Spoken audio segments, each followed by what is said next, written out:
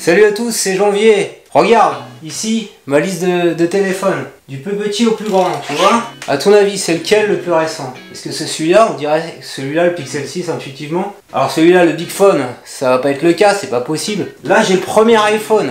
En fait, non, c'est l'iPod Touch. J'avais pas les moyens de m'acheter un iPhone. Mon premier HTC Aero était un téléphone qui est encore plus petit. Et c'est celui-ci que je vais te présenter aujourd'hui. Qui est le plus récent, le Jelly 2E d'Unihertz. Tu vois, il est là. Je te le montre sous tous ses angles. Petite coque de protection. Petit port mini jack ici pour pouvoir mettre tes écouteurs. Ça, c'est vraiment la galère sur les nouveaux téléphones. Donc là, ça fonctionne. Je peux téléphoner avec. Je peux écouter de la musique. Je peux écouter aussi la bande FM parce que ça sert d'antenne, ça. On est allé demander à Jean-Baptiste Viette, auteur du livre Tous influenceurs. Et ça fait également office de télécommande infrarouge. Il y a un petit port ici infrarouge. Donc, pour notamment aller zapper sur la télévision. Donc c'est assez minimaliste, ça tourne avec Android 12. Je l'ai testé pour le marathon, donc je m'en suis servi comme d'écouteur, tu vois, c'est un peu plus grand qu'une montre connectée. Au début, ils ont fait une campagne Kickstarter, et voilà, et maintenant ils le proposent bientôt à la vente. Il sera disponible, le prix officiel, quand on sera le 8 novembre, à 170 $. Donc ça vient de Chine. C'est vraiment pas cher, moins cher qu'une montre connectée. Et donc tu peux mettre une carte SIM si on prend la montre connectée, par exemple l'Apple Watch, qui est à plus de 300 €. Et moi je trouve l'usage très sympa, comme je te disais, pour sortir, aller courir, avoir un petit terminal. Parce que si tu compares en termes de taille par rapport au Pixel 6, je peux pas aller courir avec ça, c'est trop massif. Là, c'est quand même plus chouette.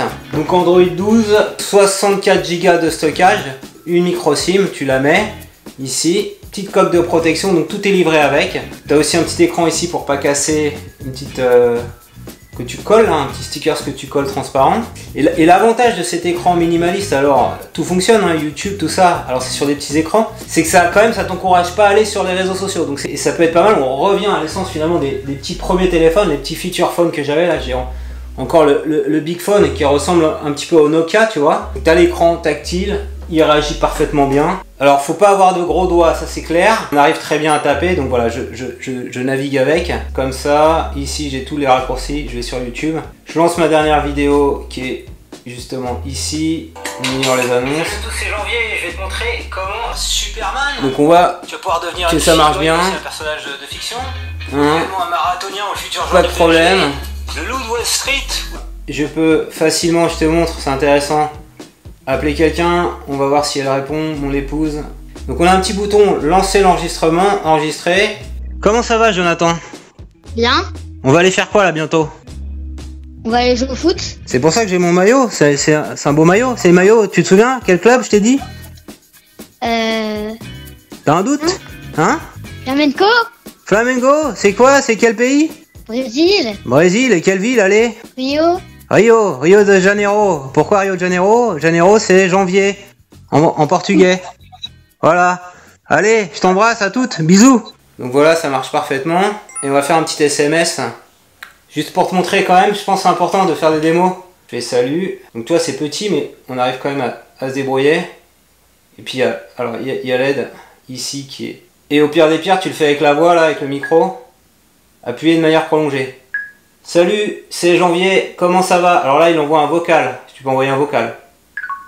Donc j'ai installé plein d'applis. J'essaie de prendre des applications minimalistes, notamment celle-ci pour faire la course. Et alors ce qui est important, donc voilà, t'as le détecteur GPS. Il va détecter où je suis, voilà, c'est bon, pas de problème. Donc il y a un GPS, c'est une puce GPS bien sûr.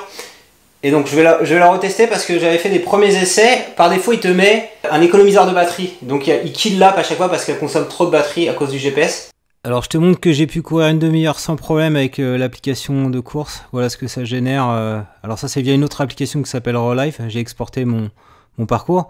Je te montre en même temps les photos, les vidéos qu'on peut prendre avec le téléphone. Hein. C'est pas de la haute qualité, mais c'est tout à fait correct. Et donc l'erreur que j'avais fait, c'est qu'il y a un bloqueur d'application qui kill l'app au bout de 5 minutes, donc il faut le désactiver. Un enregistreur par défaut, qui est pas terrible, et ce que je te recommande, c'est d'installer le dictaphone de Google. Tu peux le trouver sur APK Mirror. Souvent, quand on fait des vidéos, ça peut te servir d'enregistreur audio. Si tu as un son pourri sur ton écran, donc on va faire enregistreur audio. Salut, voilà, ça fait un bon enregistrement audio. Là, on voit la waveform ici, c'est parfait. Alors, je me suis rendu compte, après enregistrement, que le son saturait, parce que le micro casque n'était pas terrible. Donc, je le fais avec un micro cravate. Donc, on peut bien sûr, comme sur tous les téléphones Android, rajouter des applications. Pour le fun, j'ai installé Snake, tu vois.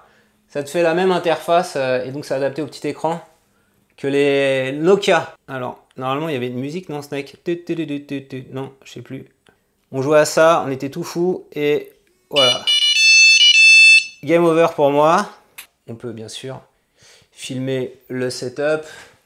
Il n'y a pas de stabilisateur, pareil, c'est du basique. Donc j'avais fait des petites photos, des petites vidéos lors du marathon Niscan que j'ai fini, difficilement, mais que j'ai fini. Moi, l'usage que je vais en avoir, très clairement, pour faire des petits enregistrements audio de l'extérieur. Souvent, j'ai du vent, je mets mon micro-cravate.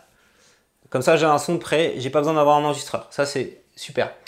Surtout, ça va être pour courir, le GPS. J'ai ma montre, bien sûr, mais j'écoute de la musique aussi en courant. Donc, j'aurai GPS et musique. Je pourrais sortir qu'avec ça. Moi, avant, je sortais avec l'iPhone. Donc, l'iPhone qui est plus onéreux. Là, je t'ai dit 170 $, qui est plus grand, qui prend plus d'espace, tu vois. Ça tient dans la poche. Avec la petite dragonne aussi, c'est bien pratique.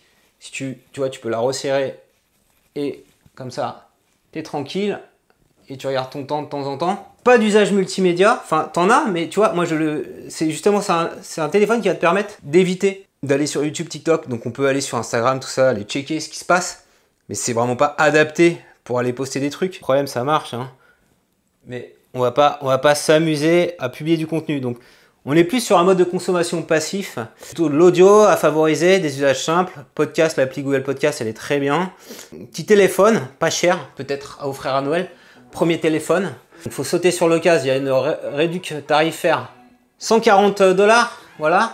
En ce moment, avant 7 novembre, donc aujourd'hui ou demain quand la vidéo sera publiée, je te mets le lien en descriptif, le site de Unihertz, donc c'est une boîte chinoise. Et le téléphone s'appelle le Jelly 2E, vraiment une très agréable surprise, ça fait une semaine que je le teste. Je suis content, ils nous l'ont offert, donc vidéo en partenariat avec eux, je suis content de le garder. Pour mes courses et peut-être, qui sait, je le filerai à mon fils plus tard quand il aura l'âge d'avoir un téléphone. Si tu as des questions, n'hésite pas à réagir en commentaire si cette vidéo t'a plu, je compte sur toi pour mettre un petit pouce levé. Quel était ton premier téléphone? Ça m'intéresse. Est-ce que tu as eu le Nokia 3310 ou est-ce que tu as démarré avec un smartphone? Est-ce que comme moi, finalement, tu aimes bien avoir des téléphones qui sont pas gigantesques, qui tiennent dans la main? Voilà.